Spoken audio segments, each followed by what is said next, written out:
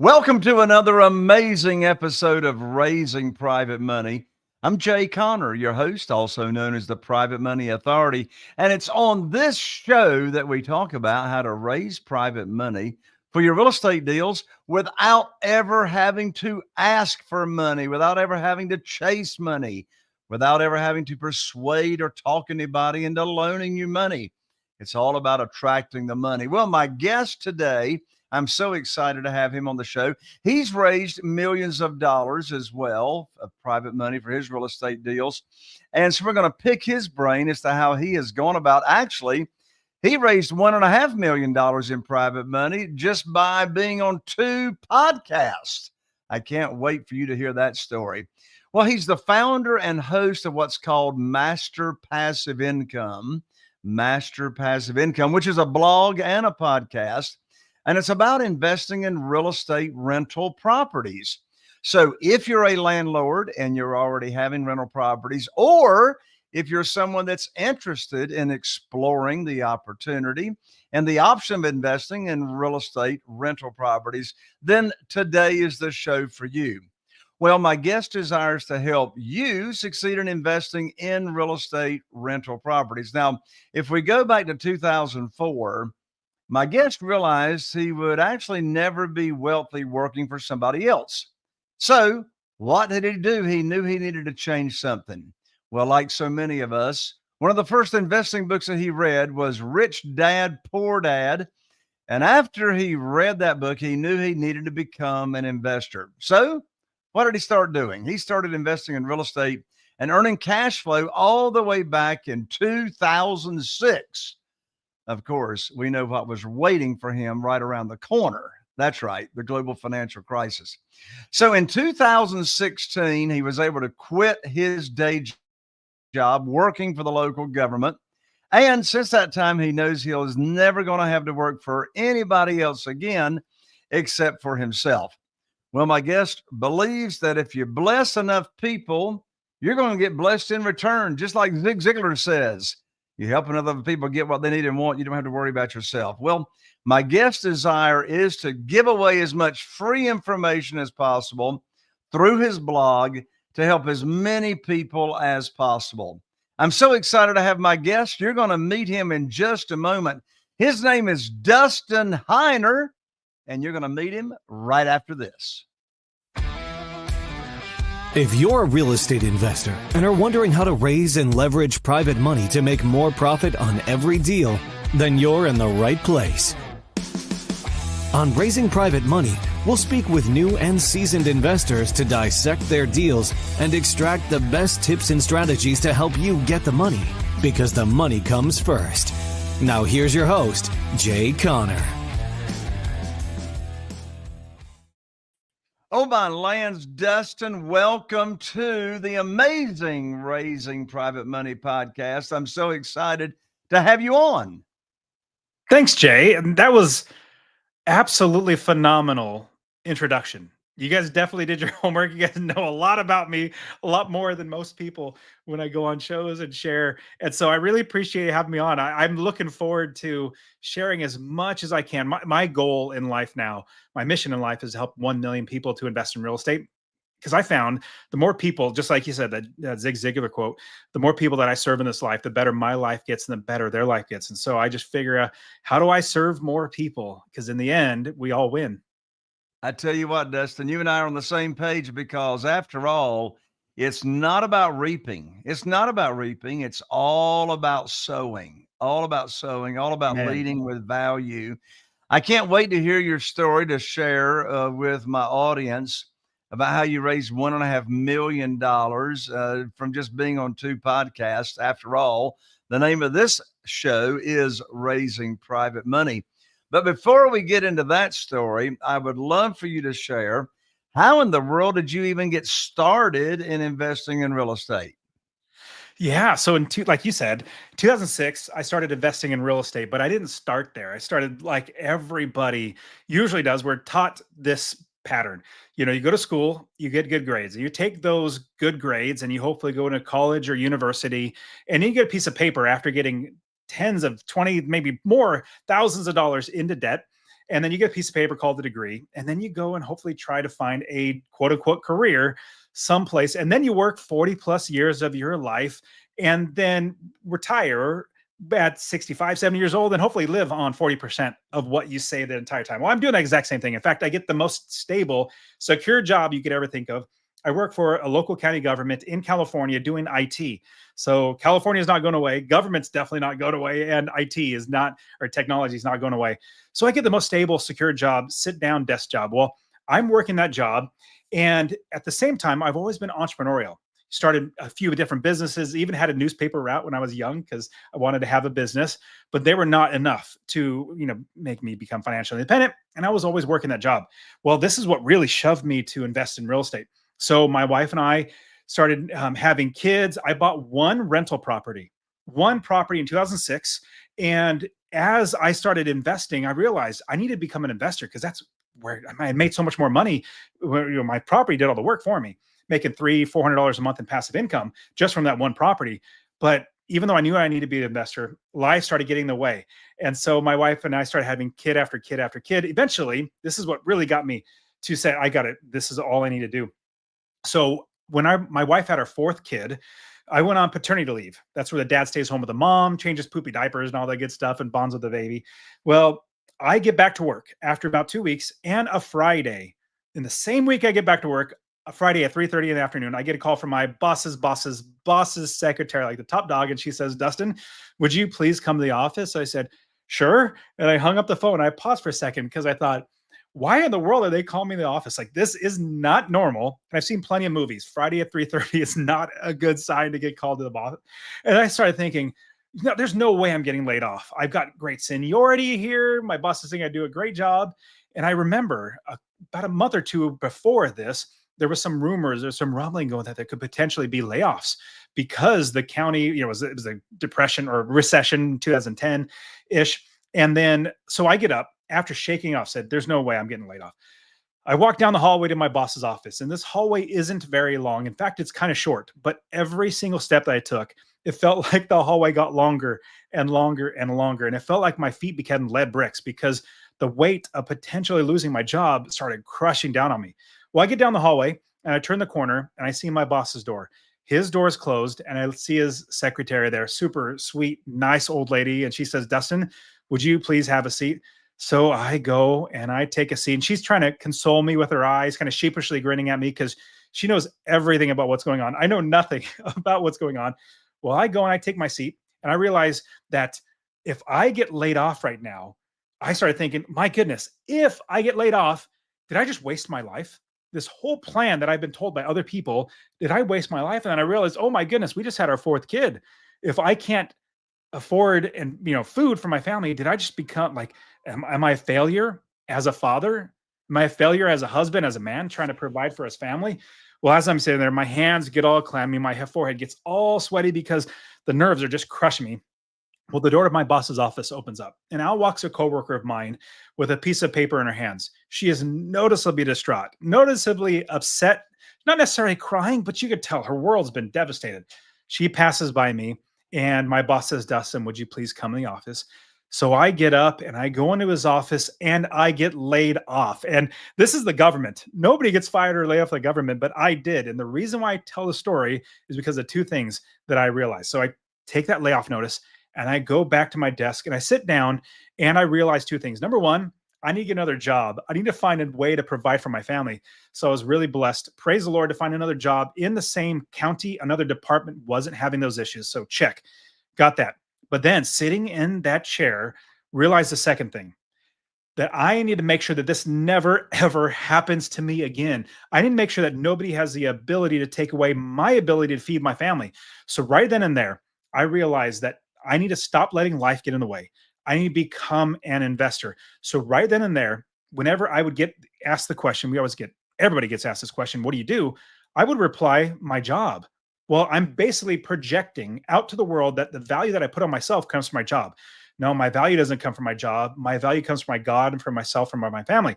So right then and there, I started telling every single person, I am an investor. Now, it may so happen that 100% of my money comes from my job. That's not my part-time job. I am a full-time investor. So fast forward the story. started buying property after property after property, each one making me 250, 350, 450 or more dollars in passive income. Eventually I had 30 plus properties. I realized, why am I working here? So last part of the story, went to my new boss, good boss, and all. I said, hey boss, I'm laying you off. Jokingly, we kind of laughed, and he said, Dustin, what are you going to do? I said, I don't have to do anything. I own real estate that makes me money without working.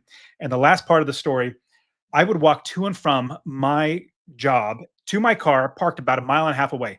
Did this walk 1,000 times. This last time, I felt like I was walking on clouds because I knew I would never, ever need a job again. And everybody listening to this, you need to realize that you are worth so much more than anybody could ever pay you. And this is how you'll know your boss is paying you just enough to keep you working without quitting, but not so much money that takes money out of their pocket. If they did pay you what you were worth, they would go broke.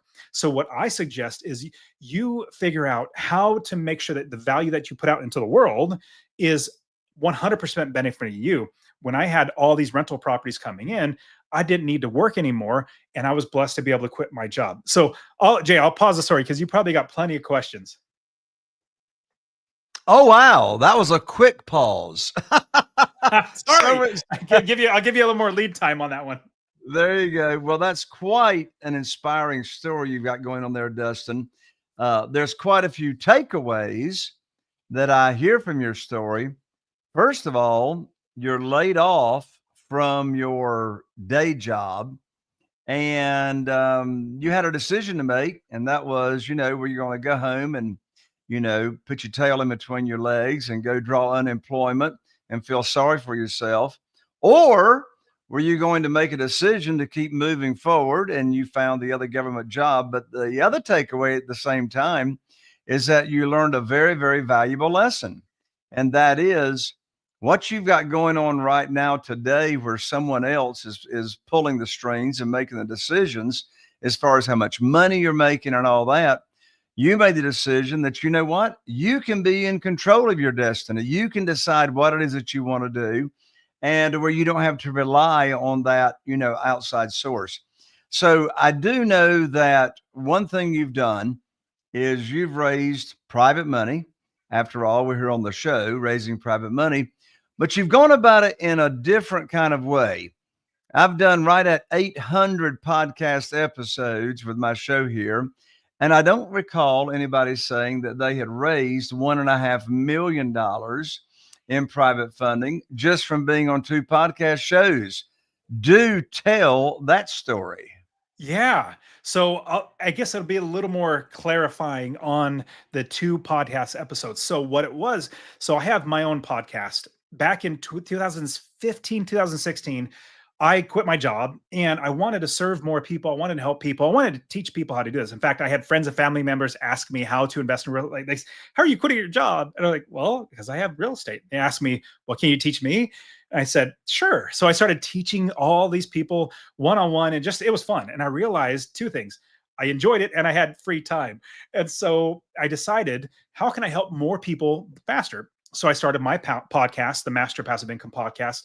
It's literally a solo show. Like 95% is all solo. Me just teaching how I'm doing this because I wanted to get more people to invest. In fact, my mission in life is to help 1 million people to invest in real estate, because when I help them succeed, then I succeed. So it's great.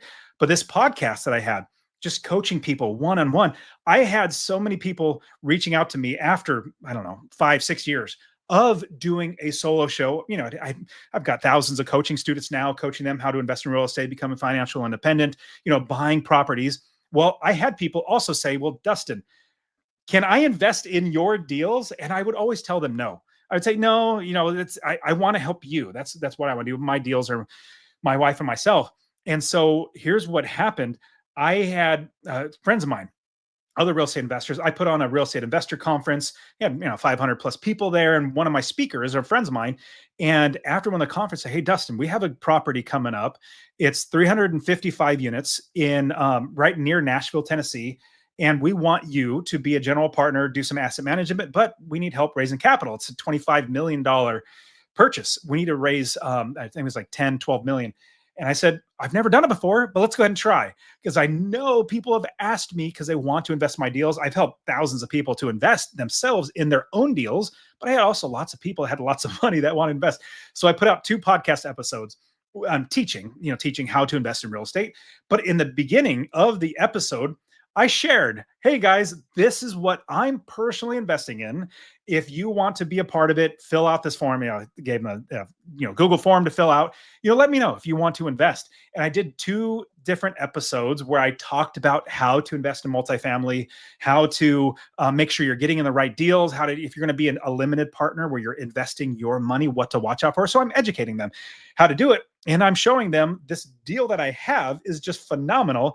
And if you want to invest with me, you can. So I put out 2 episodes. Now, here's a fun thing, Jay. So I actually have done this twice now, raising over $1.5 million twice now from 2 podcast episodes. So 2024, in May, we closed on our 355 unit apartment complex. I put out 2 episodes, but I had so many people wanting to invest with me because of all this work. And remember, when I told you that story, I told every single person after getting laid off that I'm an investor. So many people, everybody knows me. If you want to take anything away from how I raise this much money, it's because 2 things. Number 1, I help as many people as I can. But number 2, every single person that has ever met me since that day I got laid off, all they know is that I'm an investor. And so every single person that I've ever met already knows this. And so I put out 2 podcast episodes in 2024, and I got so many people that I stopped putting it out because I had to call everybody and get everybody. So we raised 1.5 total with my 3 other partners. We raised 12 million. And then just last month, we closed on 375 unit apartment complex in Chattanooga, Tennessee. Same exact thing. In fact, let me take that back. I did not even put out on my show that I was taking investors. I don't believe I did. I just called the original investors because I had a list of like 30 or 40 different wealthy individuals. And so I called them up and said, hey, I'm investing in this new deal. Would you want? And they jumped all over it because we got it for $60,000 a unit. We could literally resell it for $110,000 a unit now, and fantastic cash flow, all that sort of stuff. But what it really came down to, if you want to boil it, like I said, everything down, everybody knows me as an investor. And I've been doing it for a very long time, 10 years now. Knowing as an investor. But number 2, I've been helping so many people. When they listen to my podcast, they hear how much I want to help them. And in the end, they say, you know what? I trust Dustin. I've been listening to this guy every single week for 5 years or 10 years or however long. In fact, I have people say, Dustin, I found you.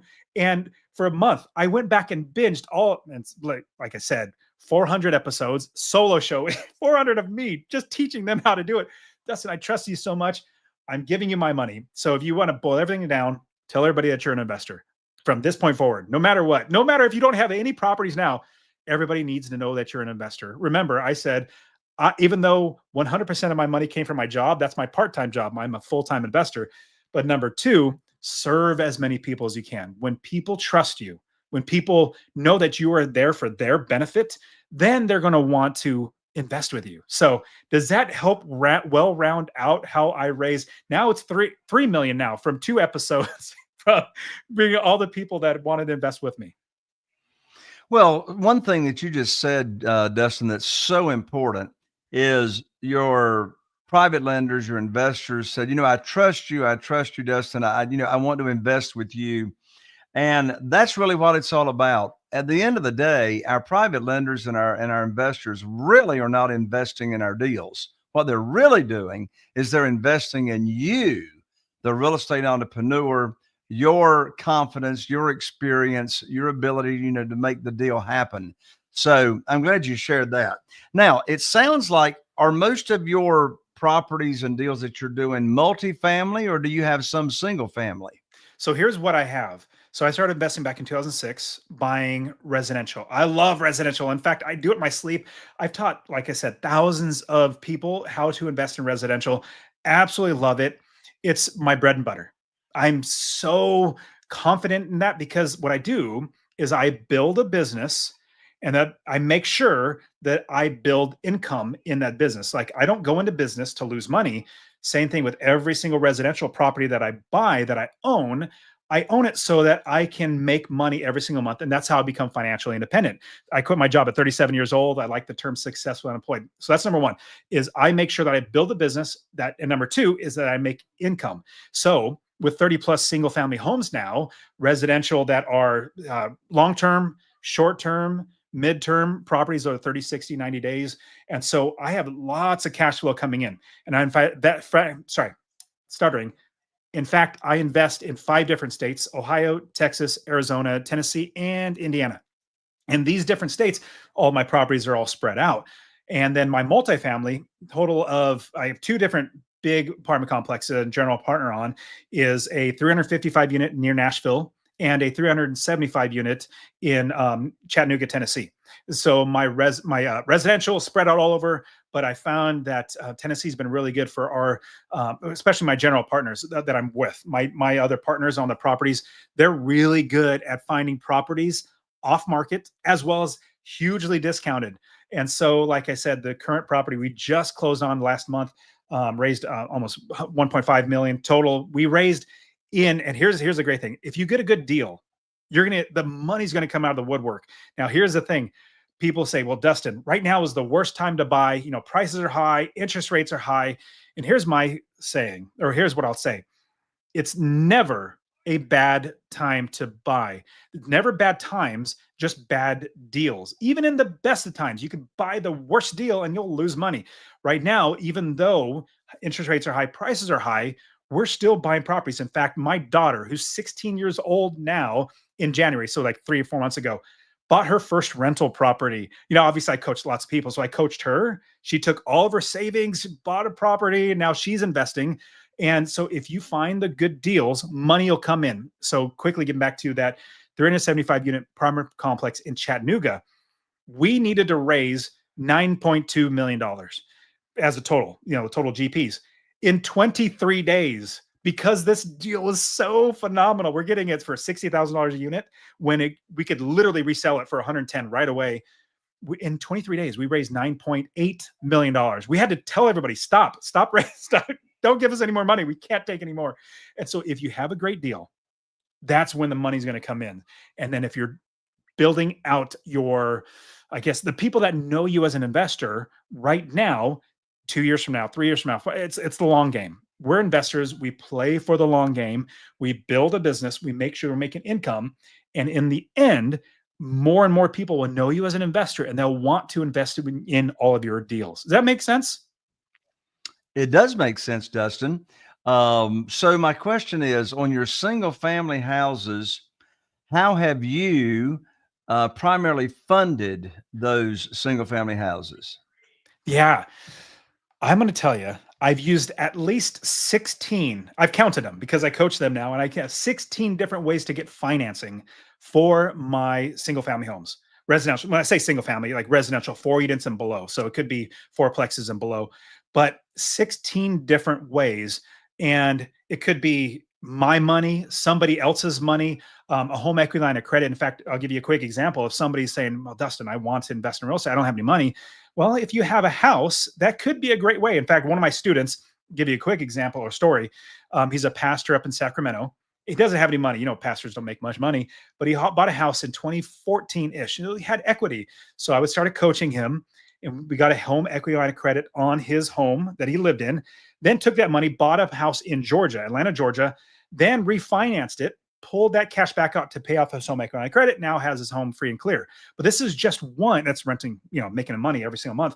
But this is just one of, like I said, 16. It could be business line of credit, a DSCR loan, a debt service coverage ratio loan.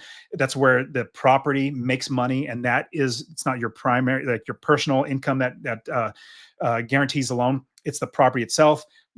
Private money. I've raised private money, like my dad. I said, "Hey, Dad, this is what I'm doing. I have 5 properties now. I need some more money. Would you want to invest in my deal?" He gave me a loan. Yeah, absolutely. So there's so many different ways to get financing and a lot of students or a lot of people that listen to my show, the most downloaded shows are how to finance properties and how to find those 2 things.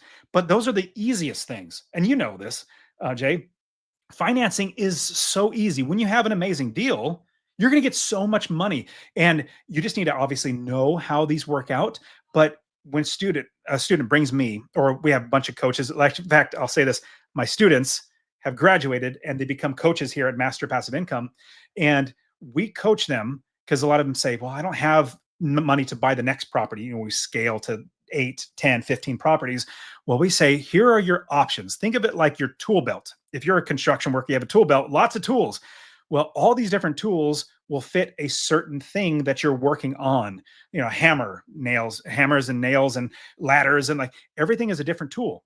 All these different 16, 17 different ways, they're all different ways to get financing for property. Another quick one is, you know, taking over somebody's loan is subject to. Anyways, I can give you a whole list of them, but that's what we do. The financing is not the problem. The easy part is financing the property because there are so many ways to do it. I love it, Dustin. Well, I think you should really start talking to your doctor about getting a pill prescribed to you to give you a little bit more energy, give yourself a little bit more passion, give yourself a little more stamina. You're amazing, Dustin. I'm so excited to have you here on the show to share your passion, to share what, you're so excited about, what you're passionate about. And I know that I've got a lot of people that are listening to this conversation that you and I are having. What's the best way for people to get in touch with you and continue the conversation with you? Absolutely. Would you mind if I give everybody a free course that would hopefully help them to invest? No, they should not get a free course from you. Absolutely not. No freebies. Absolutely give them a free course. Awesome, Jay. Yeah, so I created a course that I just give away because I want to help a million people. So you go to masterpassiveincome.com/free course, all one word, masterpassiveincome.com/free course. Or if you're listening on a podcast, it might be easy. You can text the word rental, RENTAL, rental to 33777.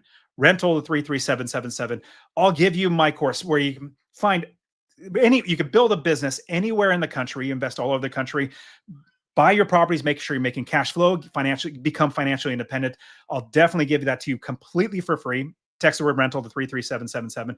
Or you can listen to my podcast as well, Master Passive Income. You look up Dustin Heiner or Master Passive Income, YouTube or podcast, Apple. In fact, one fun thing is if you look up in Apple podcast, you look up real estate investing, I'm number one. It's great. I beat everybody. I'm number one in there. But you can listen to the podcast. I give away everything literally for free as well. But one other quick thing.